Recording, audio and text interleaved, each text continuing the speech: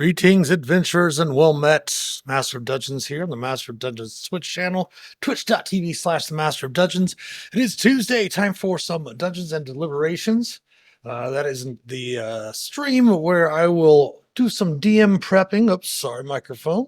Do a little bit of DM prepping, answer any questions about dungeon mastering and all of that stuff. Until then, of course, just working on some preparation for different sessions as a DM and discussing what I'm doing and then answering questions once we have some viewers in for the Q&A. I am currently prepping for tickets just went on sale today. The Yawning Portal. Let me get that web address. I'm going to post that web address in the chat here on Twitch. It is yawningportal.dnd.wizards.com. The virtual D&D weekend tickets went on sale today at noon. I have not had a chance to check the ticket sales because honestly, I forgot they went on sale today. But we are running that the weekend of the 6th, 7th, and 8th of October. So not this weekend coming up, but the following weekend coming up. 3 days of online D&D, partnered with Ballman Games and with Wizards of the Coast. And I am going to be running some Season 7 Adventurers League modules. For those of you that aren't sure what Season 7 was, maybe not familiar with Adventurers League, Season 7 was Tomb of Annihilation. And what they did for Adventurers League is that they have basically Adventurers League is the organized play for D&D. For those of you that might not be familiar watching the perhaps the video on demand or on YouTube there. Captain Ken, hello, hello, hello. Oh no, it's not a big deal. It's not a big deal at all. But yeah, so we're doing Season 7. I'm going to be running the first 2 Tier 1 adventures, and that I'm going to run through the series and do a couple of them every virtual D&D weekend. But yeah, that's not a problem. I mean, if you haven't played Season 7, it's all good as long as you don't metagame. That's all good, not a problem at all. But yeah, just walking through how I prep rooms. Especially when the adventure itself is not up on Roll20 to use for my virtual tabletop. I prefer to use Roll20. I've been using it since 2014. Got like 7,000 hours using Roll20, so it's my preferred VTT. But what I like to do is I like to set up the modules themselves in the Roll20 room. Out of interest, is there no yes, there is a 702, but 702, if you haven't played Season 7, DDL 0702 is actually Tier 2. They came out with both of the adventures at the same time, and there was City on the Edge and then Over the Edge. So the City on the Edge is levels, is first level, basically, and Over the Edge, 0702 is actually level 5.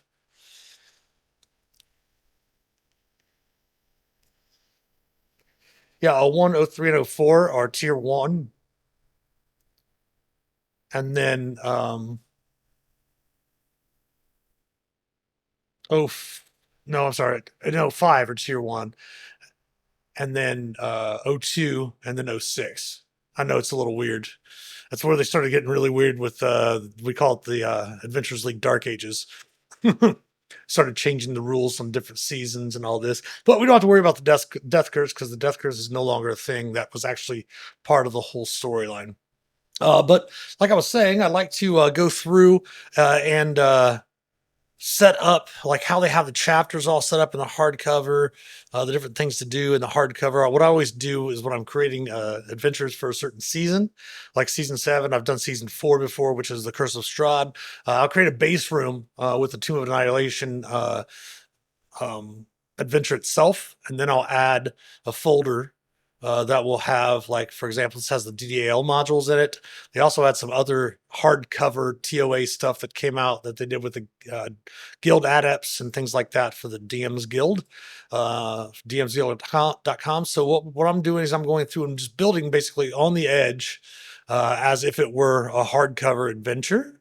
So for example, so far we've got the City on the Edge. Basically, it's got the title page. It's got the adventure blurb, basically, and then some of the specifics about it. Go through and do the credits. put the credits in there. That way you have that in case anyone ever asks for it. Always just try to do it just to make sure that it's set up as accessibly as possible. So that way I don't have to go through and keep checking the PDF. Now you can add PDFs to the adventures or to the Roll20 rooms now. Even though I'm a pro user, I don't really want to waste space for the PDFs, and I find it much easier just to open up the sections and area that I need right off the bat. When they get a little bit better of a PDF reader, maybe in the virtual tabletop here in Roll20, I might start using adding the PDFs, and they're adding new stuff all the time and working on beta content or alpha content and beta content for Roll20 all the time. And my familiar is awake. My apologies. She should be sleeping, so she'll cry for a little bit and then she'll go back to sleep. All right. So we've done the introduction. As I said, we went through it and just basically the introduction, basically just copying and pasting from the PDF and then kind of cleaning it up a little bit. That way, when we go to run, we have all the information we need. So now it's time to do the adventure primer. We'll add a handout. And since we do,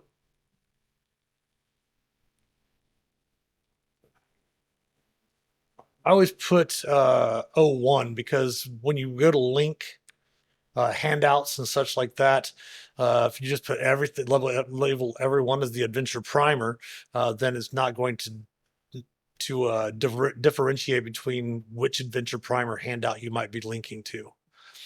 And the beautiful thing about the season 7 PDFs is it looks as if they just copy and paste straight up very nicely. Yes, nice.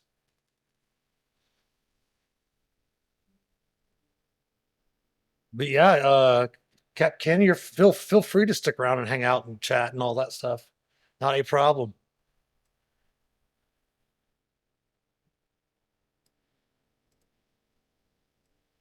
And it's of course the completionist in me that goes through and does my best to make it look as close as possible.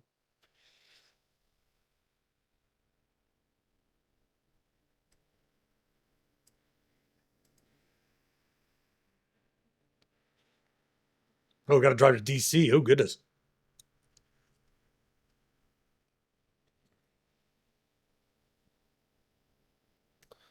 And then what I'll end up doing also for the hold on a second, one, make sure to put myself a little bit of extra space in the PDF, or I'm sorry, in the handout. One of the things I always recommend also is saving a lot. Always save. That way, anything you've already gotten done is not lost. And then what I'll do is they have a thing for quotes, making a quote and such like that for your adventures. I actually use the quotes for sidebars. I don't actually put my box text in sidebars. I actually create a single table with just one header, and that's it. And then I'll use that as a text box. Is what I do.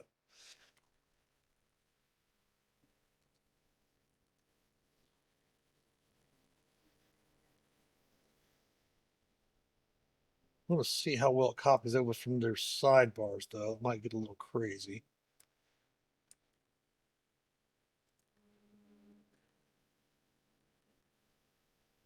Oh, sweet.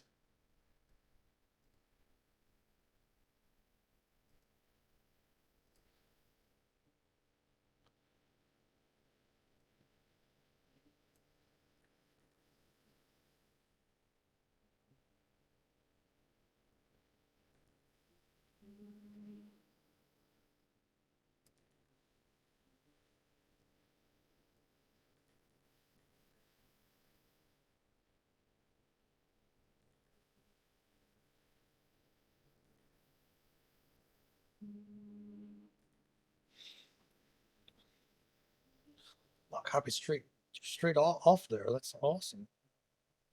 It's gonna make planning of making it's gonna make um prep a lot easier, especially when you have PDFs that aren't properly formatted to where you can copy and paste from them and it'll create complete, pardon me, paragraphs and such like that. Sometimes it just literally copies it as if it was in like a 2 column thing on a page, and then you actually have to backspace and get everything all set up because the way that it's set up is not as you would normally have a properly formatted PDF.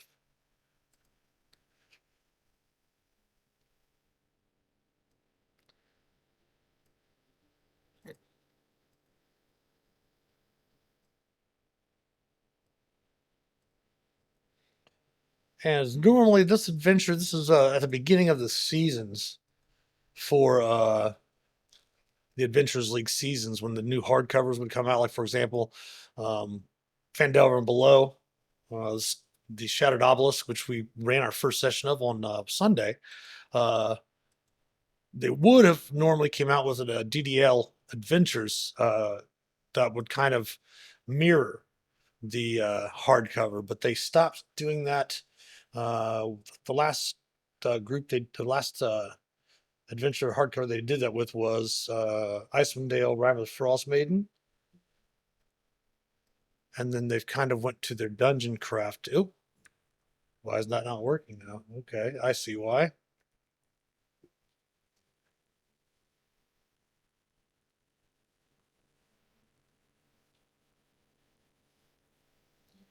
That is why, because that title is not part of actual text. There we go.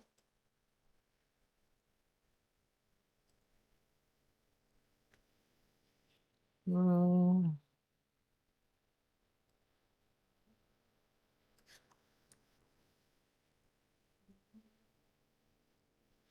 all right.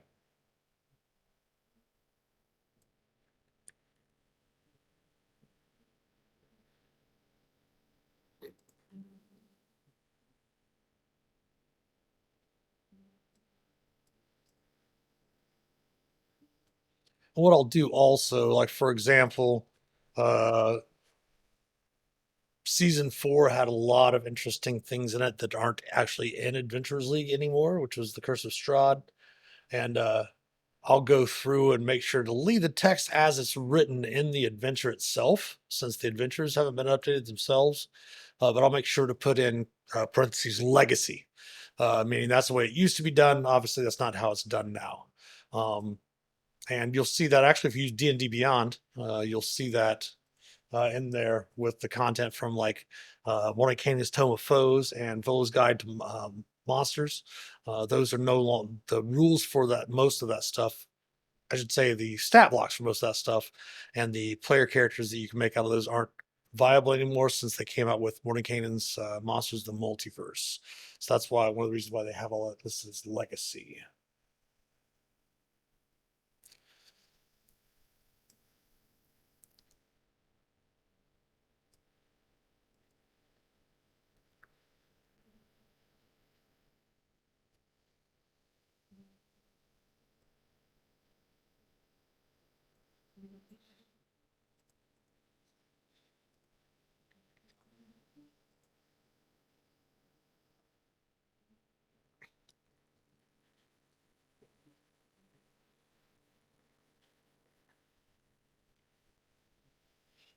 Of course, the beautiful thing about Adventures League Adventures is that even if you play homebrew, there are so many great adventures and these storylines.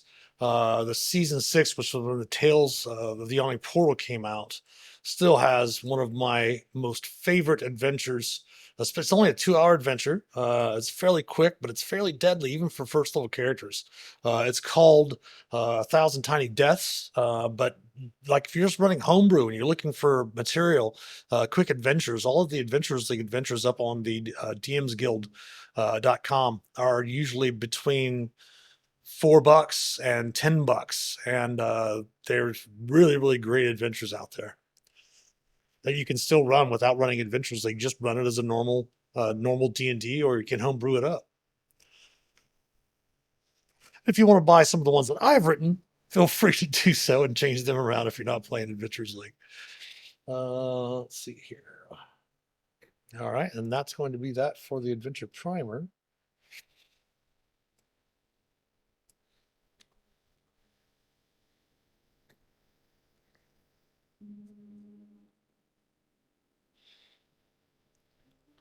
All right, we'll just drag that down here inside the folder. We'll create a folder for each one of the adventures as we're prepping the room. We'll do, doesn't really take a whole lot of prep. Not going to take a lot of prep at all with the way that these PDFs are set up, which is wonderful. So next we have the mission one. Now these each season usually started with a group of adventures that was designed to where you could play each one in 5 minutes, like 4 to 5 basically missions, mini adventures in the intro module. And then the other adventures that came out were continuation of that story, but just a enclosed 2 to 4 hour adventure.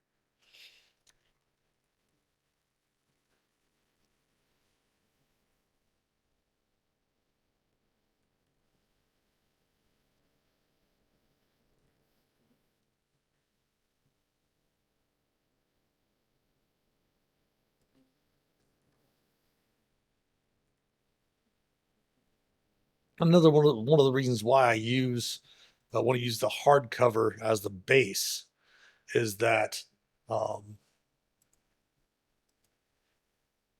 I can go through. We'll come back to this in a second here.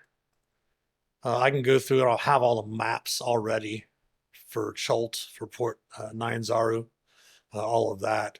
So the players will already have access as soon as it loads.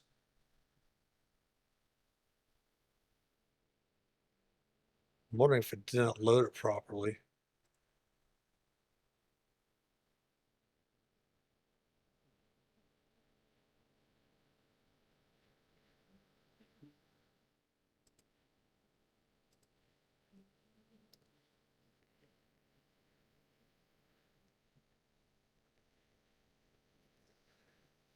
There we go.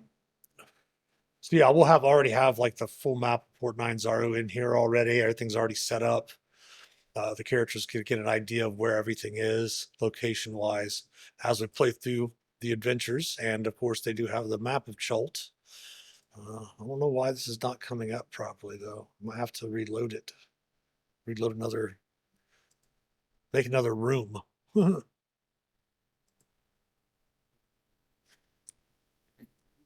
Plus, by preloading the adventures, you already have the majority of your creatures and monsters are already here in the room. Very similar to what I was doing last week, going through prepping for our first session of um, Fendelver and Below. I was doing that as well. I'm not doing that right now, but I'll go back through and make sure that they can see all of the tokens, health bars, and all of that.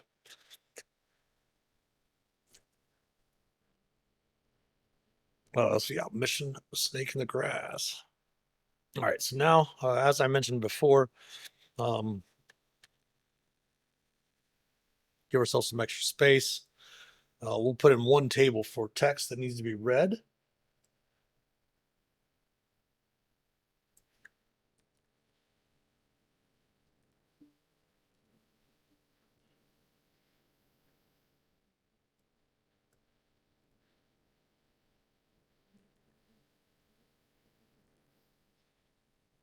So that way it kind of looks like an actual text box that you would see in an adventure. Uh,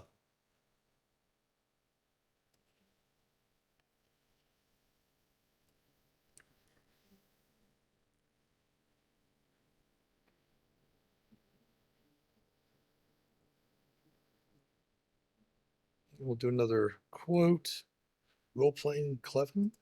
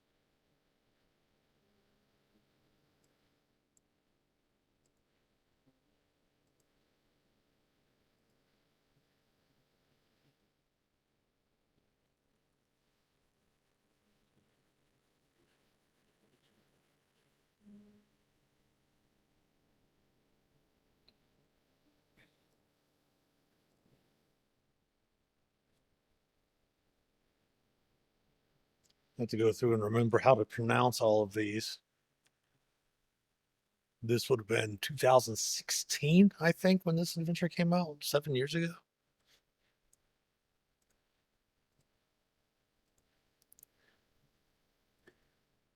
Tiriki, I believe. Tiriki Anchorage.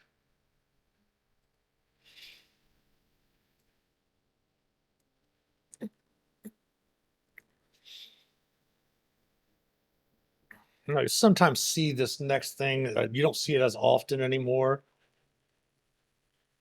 Is that they set up something called tricks of the trade. They used to put in adventures, uh,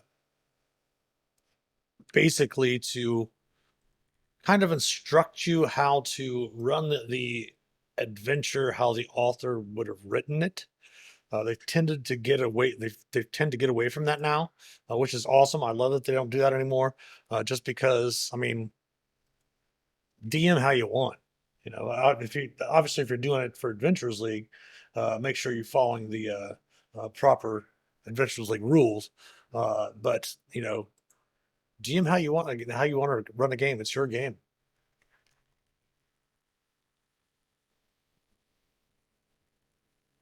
which is one of the reasons why they stopped doing it.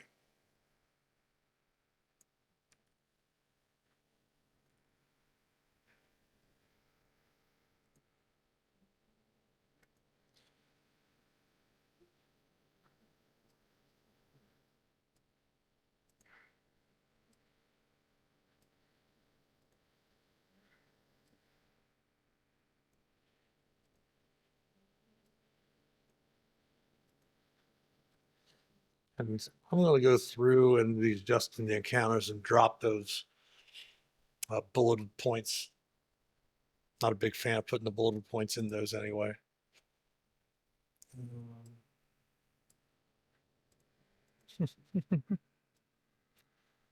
She's getting very loud at the moment. I'm going to take a small break and come right back.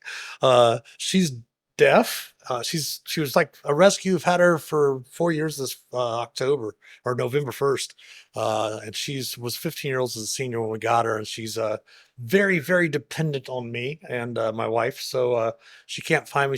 Can continue crying when she knows I'm here. So we'll take a short little break. Take care of her real quick, and I'll be right back. Stick around, please.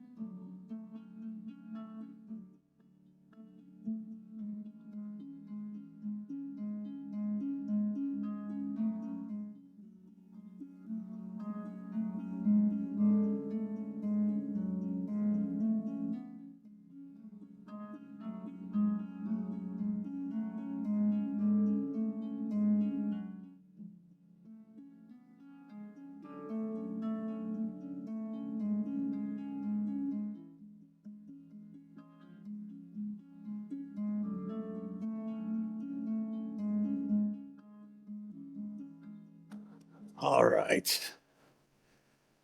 She is also, as I mentioned, a senior rescue.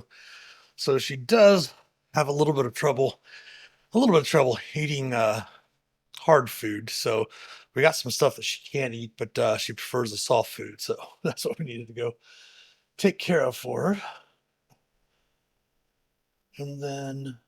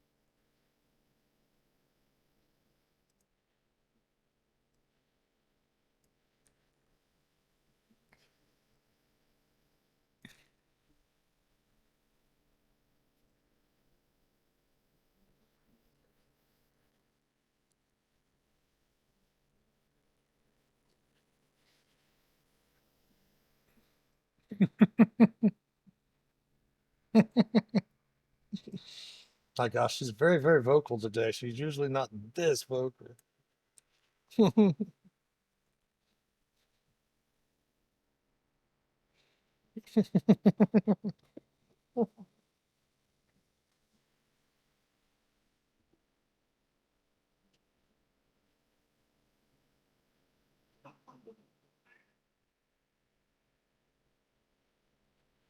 Come on up here.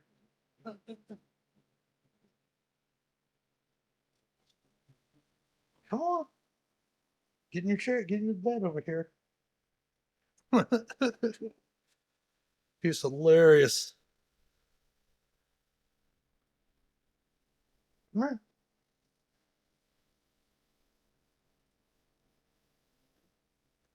This is Callie.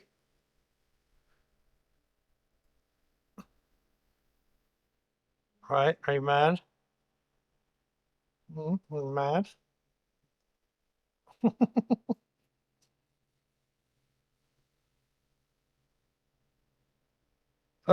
We don't do PG anymore. We started off PG, but then we have a lot like I played Baldur's Gate 3. So now that of course with Parlax's mouth and all the language in that, plus we play DVD on Monday nights for the only non D&D stream that we do.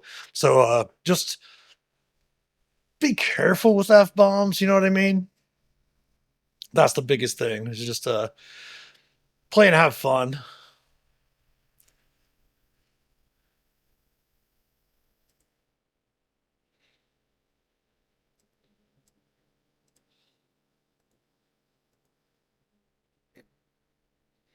What we're doing here.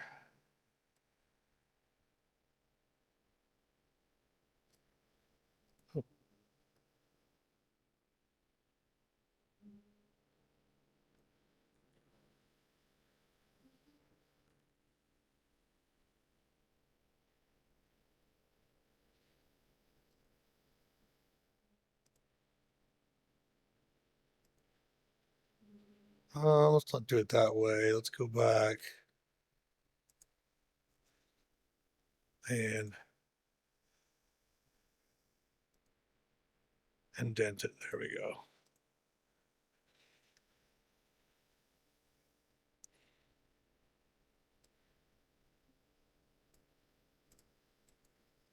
You have food? Are you just showing off? What are you doing?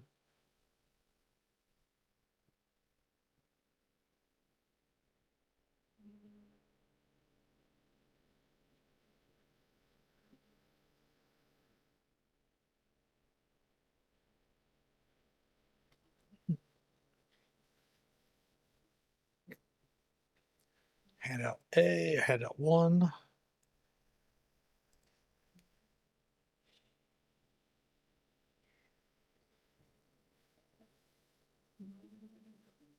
What in the world is up with you?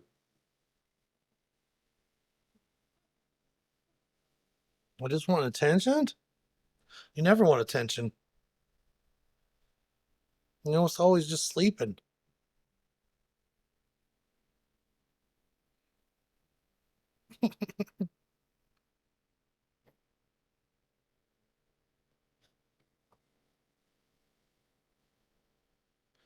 Oh, I see.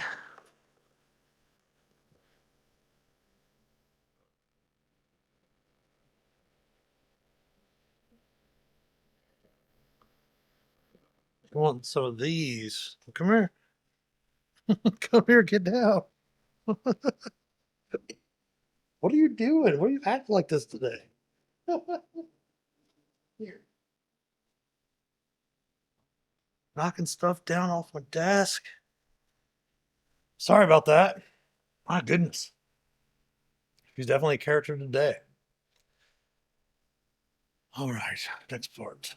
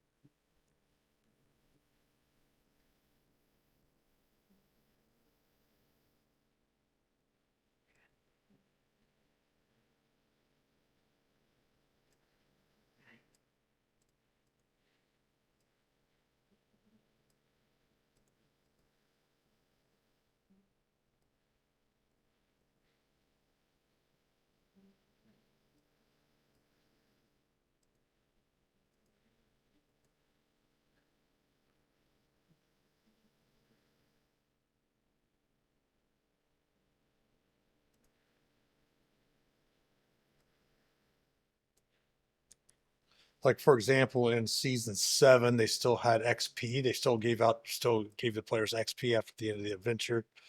We'll just go ahead and put legacy there. Of course, if you're running it as a non-AL adventure, um, you can consider giving the characters extra XP there.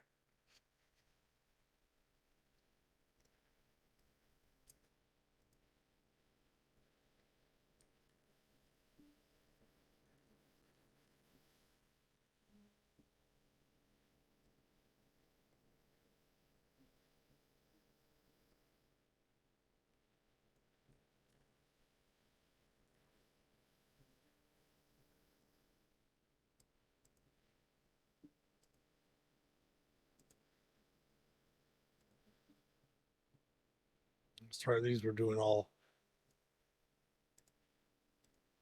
header 4s, not header 3s.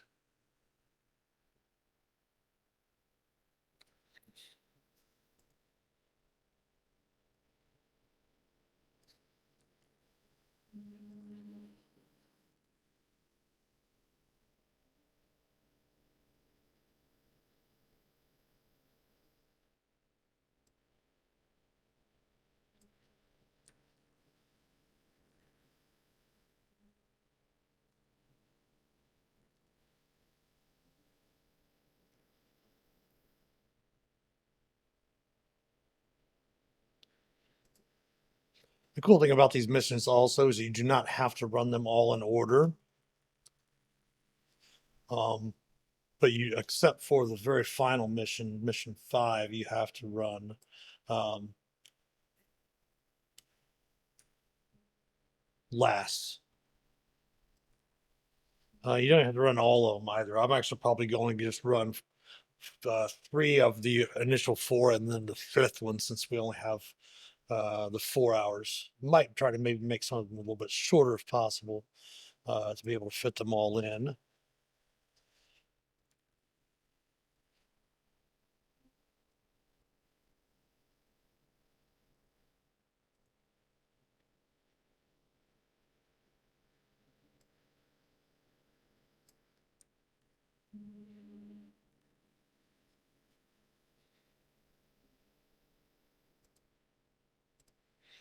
Another thing you'll see a lot in adventures is you'll see read or paraphrase the following. I think I've mentioned it before, but like this, they have read following. Now it's usually read or paraphrase. And I don't like to, if I'm running an established adventure that someone's written, um, a hardcover or a module, I'm going to read the text as it's written in the box text, the descriptive text, because the authors of those box texts will generally put stuff in those box texts that the players need to know about. If you paraphrase it, you might not hit those specific spots and you might add things that are not there, which is another example of how we talk about how an adventure can go off the rails is because of the dungeon master, not because of the players.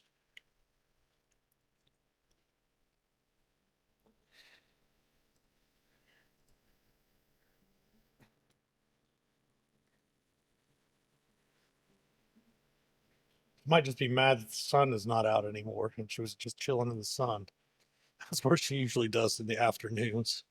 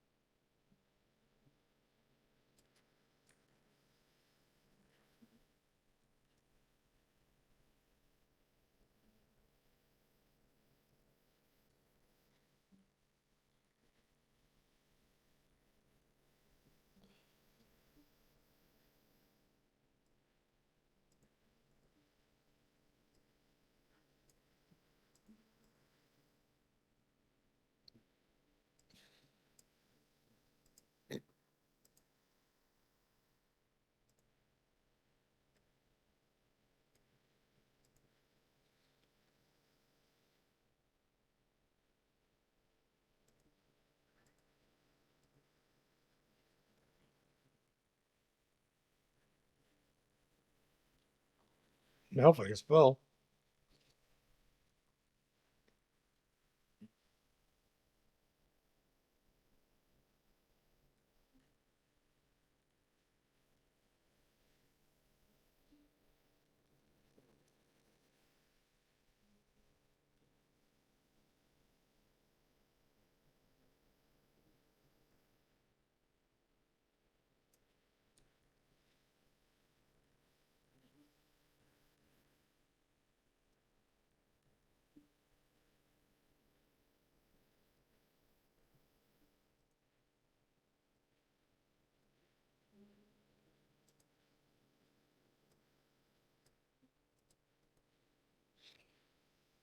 so Captain Ken, what are you heading to DC for anyway?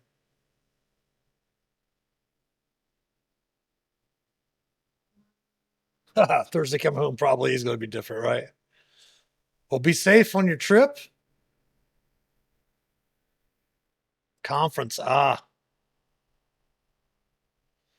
be safe, be careful, and we'll talk to you soon. If we don't talk to you before then, we'll talk to you on virtual D&D weekend.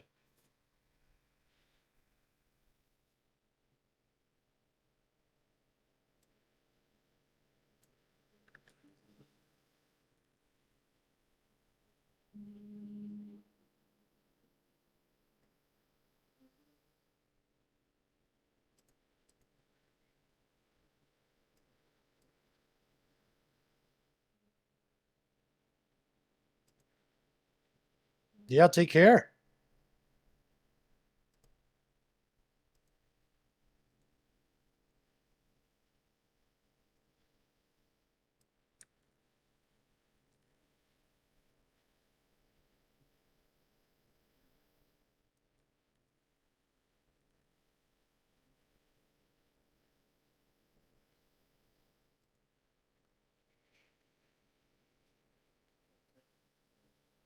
I think we got all of that. No, we did not.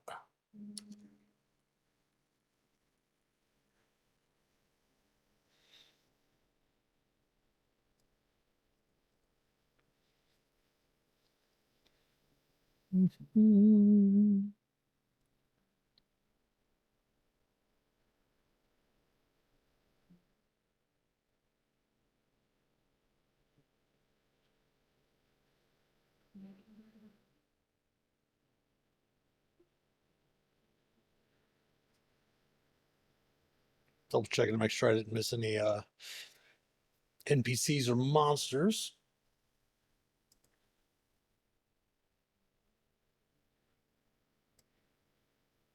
You always bold the monsters in the rooms. That way, makes it easier for the DM to remember where the monsters are in the newer formats.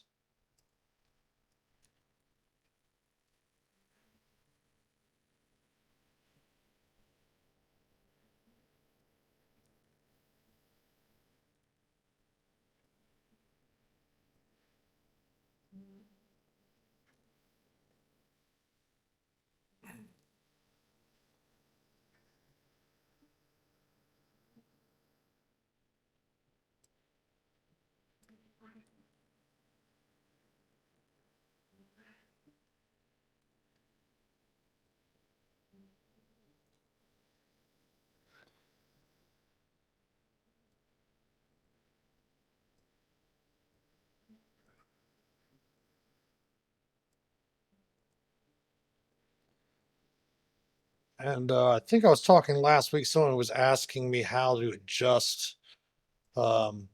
how you adjust your different adventures. This is one of the examples I was talking about with the adjusting the encounters. Um, this at the beginning of the adventure and the introductions, they always have them at the end of the adventures now, but the introduction that talks about the party composition. So it actually gives you a chart to determine what the party composition is of the group that you're playing with, and then you have so many characters. For example, the APL of this adventure, which is the average party level that it's written for, is level 1, because it is an introductory adventure. Everyone's expected to be first level in the adventure. They'll now the way that the game works out is that they'll advance to level 2 after they play this adventure. It used to be different with the different um, mini missions and such. I'm gonna have to take a small break. She's now calling me. I'll be right back.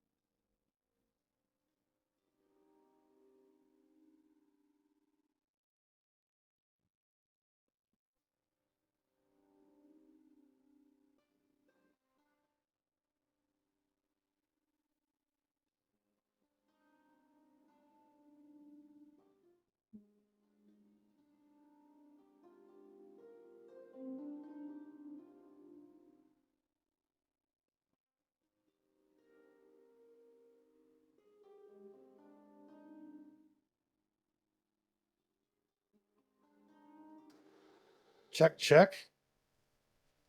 How did it mute my microphone? I wonder if it was when I had to keep hitting my break button to deal with my familiar. So I've just been talking to no one, then I guess, completely mute, talking to myself as I'm doing this. So what we'll do is we'll put some our bandits up here on our brigands up here on the GM layer.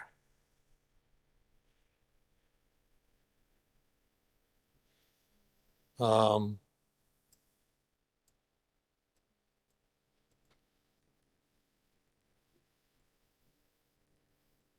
and one of them is in hiding. All right, and then we'll go to the. Actually, let's go ahead and put a little note there as well. Text.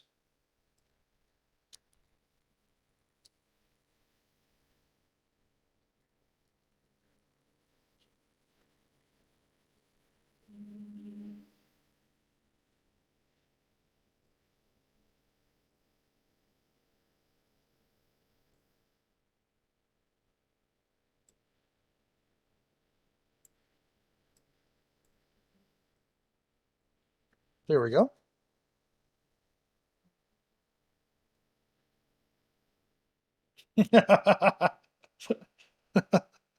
Thank you very much for your help. I appreciate it.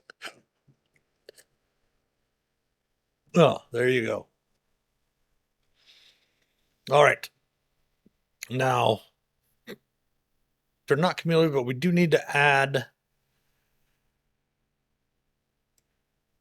two more for the strong, and then we need to add a ruffian for the very strong.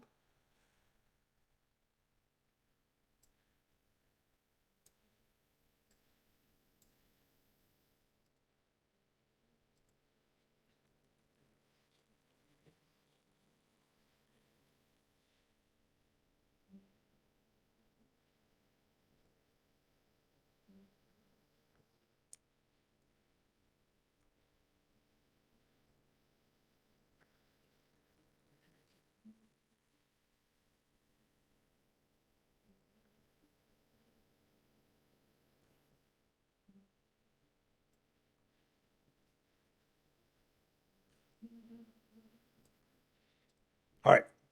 So there we have that first one. Now we'll go over here to back to our smugglers area. Serpent's coil. A is a storage room. Clothing.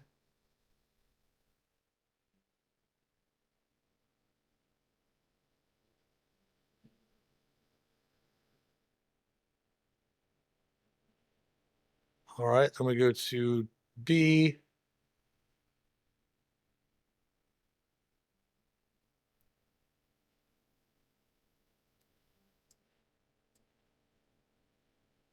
We go to C.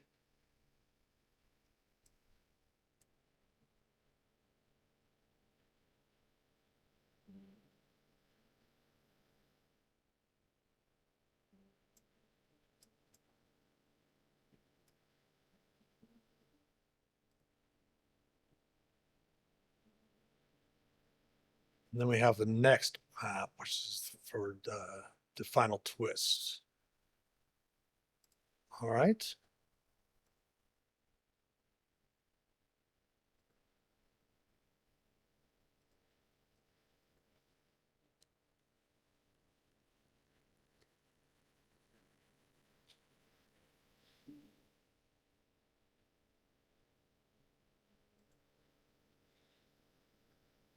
I think this one will probably fit on there without having to resize it too much. Make sure we're on the map layer first.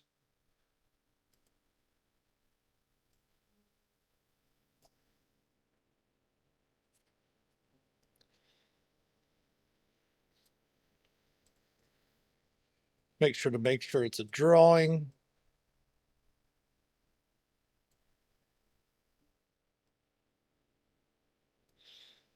Oh yeah, let's go back through first, and the grid we'd leave on. We just turn the opacity off. For the smugglers here, we're going to go ahead and make this one black, and then we'll turn the opacity off once we get everything lined up on the map itself.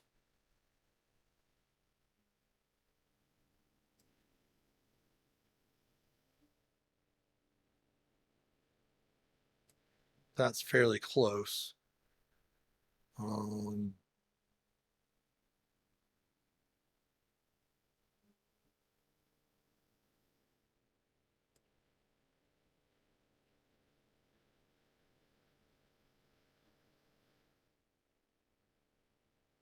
Looks like our horizontal lines are good.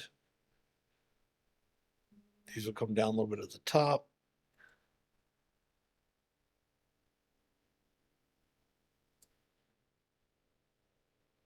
This will come up just a smidge at the bottom.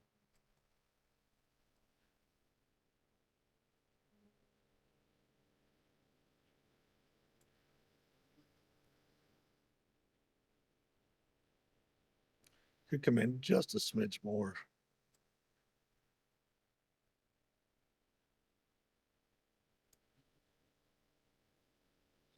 That looks good. So then what we'll do is we will go ahead and take out, let's see, 1, 2, 3, 4, 5.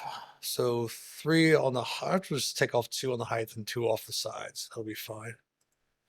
2 and 2. 23 and 23.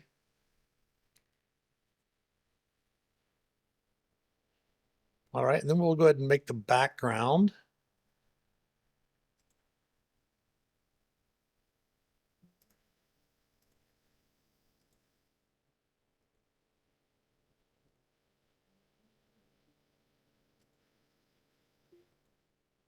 Make a little gray color like that. And then what we'll go through is we'll go through and do all the dynamic lighting for this setup, and we'll fix all of the we'll put all the rest of the mobs on here as well. It is getting close to the top of the hour. Savage, thank you for stopping in towards the end. We are going to be trying to stream close to 2 hours as possible for our Dungeons and Deliberations, where I'm just doing prep pretty much every week for different adventures, different client games, different virtual D&D weekends, different conventions and such like that, and then just chatting about Dungeons and Dragons with anyone that might have some questions, and I might have some answers for them or some different advice, such like that. But we will be back tomorrow with our Tavern Talks as Shifty Board going over the Unearthed Arcana Playtest 7. Continuing on through that, which is the new updates for the 1 D&D or D&D 5.5 that is coming out next year. We'll discuss that tomorrow at 2 p.m. And then, of course, Thursday and Friday, we have our Dungeon Delving at 2 p.m. Eastern as well. And then we'll be back Sunday with episode 2 of Fandelver and Below the Shattered Obelisk at 7 p.m. Eastern here on the Master of Dungeons Twitch channel. Of course, thanks to all of our supporters, especially our patrons from Patreon. If you'd like to help support the channel, please consider becoming a patron or subbing here on Twitch, twitch.tv/the Master of Dungeons. We love Prime subs as well. If you have Amazon Prime, hook it up to your Twitch account. You get one free sub a month. It's also September, 25 20% off 1 month subs, 25% off 3 month subs, 30% off 6 month subs, and right now until the end of September, 25% off gift subs as well. Of course, the link to our Patreon page as well as our YouTube channel and all of our social media accounts can be found in the About Us section below here on Twitch. Subscribe to us on YouTube if you would. It is free. Give us some likes and comments on the videos. Follow us on Facebook, Instagram, Twitter, or X, whatever you want to call it. All the retweets, shares, all that good stuff. Every sub, like, and share helps us immensely. You can also support us by clicking on the About Us section below here on Twitch and join the Master of Dungeons community Discord server where you can help shape an accepting, caring, and inclusive community. Our merch store is open. We have some t-shirts, some glassware, some pints, and some coffee mugs. We have some ball caps. I think we have some hoodie up there as well. That will definitely help support us here on the channel. So we will, of course, see you tomorrow. Hope you have a wonderful rest of your day. And thanks for watching. And as always, happy adventuring. Take care.